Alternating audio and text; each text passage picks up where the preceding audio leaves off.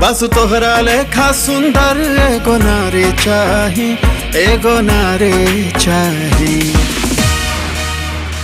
हमरा पापा जी के दुल्हा सरकारी चाही, हमरा पापा जी के दुल्हा सरकारी चाही। फिर तो 20 लाख रुपया एगो गाड़ी चाही, फिर तो 20 लाख रुपया एगो गाड़ी चाही।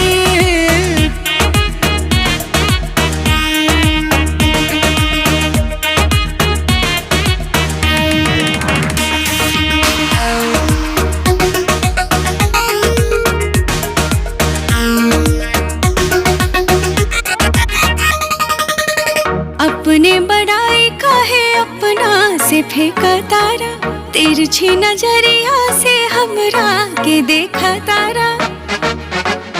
जब से कैले बानी